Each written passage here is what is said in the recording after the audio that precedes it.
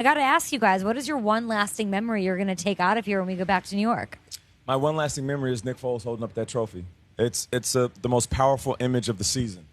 You know, you go back to before the season starts, and if I ask you, hey give me 32 possibilities of what's going to happen in the Super Bowl. Give me 64 possibilities. You wouldn't say that, but that's what's great about this league. It's stuff that you couldn't script in a movie. Carson Wentz going down after stealing our heart all season, being the front runner for the MVP, and then everybody basically writing this team off, including fans that we walk with and talk with after the game, saying when Wentz went down, we were done. Yeah. And Foles came in and said, no, we're not done. We're not finished. And him talking, you said he mentioned that, you know, the weaknesses that I have and the mistakes I've made, the flaws that I have, helped me get to where I am. And that got me thinking about this team. LeGarrette Blount, they said he was flawed. Jay Ajayi said he was flawed. That's why he got shipped out of Miami.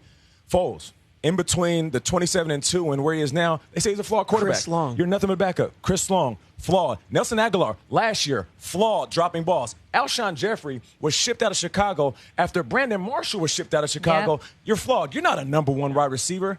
This whole offense, the defense, the coaching staff, these are all flawed individuals, just like we all are in life.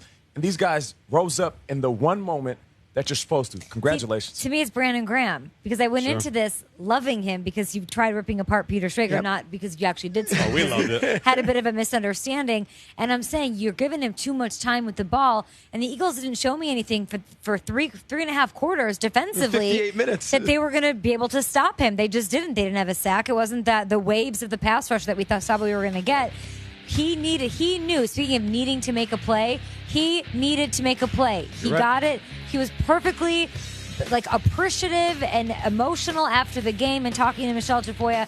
My big takeaway was that moment when that happened. I was like, I cannot believe that he rose to the occasion. Love it. My lasting image, okay, that's beautifully said. My lasting image was confetti comes down, and I'm walking out of the stadium, and there's a skyway throughout Minneapolis where you walk to each of the hotels. It was too cold to be outside. There's no way to get a car.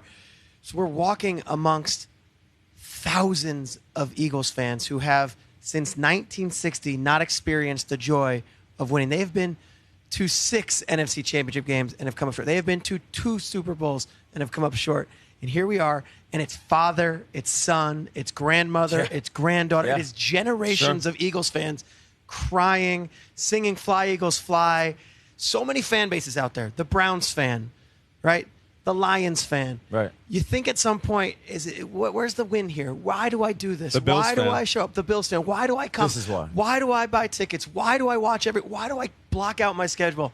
It's for that hour and a half walk that I had from the stadium to the hotel amongst generations of fans who just felt an enormous burden lifted off their shoulders. Kyle, you said it earlier this week. Sports history in Philadelphia, you could talk about Mike Schmidt. You can talk about Moses Malone and Dr. J. It is now the 2017-2018 Philadelphia Eagles. They will forever be the kings of Philly sports. And those fans, I just feel for them. You know, Joe Carter, you don't remember that as easily anymore, do you? I think this morning, for a long time, my biggest takeaway from the game will be the Eagles. I think 10 years from now, 20 years from now, I'm going to wonder what the hell happened to the Patriots in this game. Because truly, let's look at this across the board. They weren't the Patriots. We had a very bizarre thing with Malcolm Butler not playing, which we're still trying to learn about. They didn't even approach this because the Patriots. I feel like. You're right. I agree. And then you get to the game. They had a very strange thing where they dropped the snap on a field goal. They don't do that. They missed a PAT. And I think most of all, you look at all these Patriots Super Bowls, there's always that one big defensive play. You go back to Ty Law. You go Dante Hightower, Malcolm Butler. They needed one defensive play in this game, and they didn't get it. Brandon Graham made the Patriots play, and he made it for the Eagles. That wasn't the Pats yesterday, and I think we're going to be thinking about this one for a long time.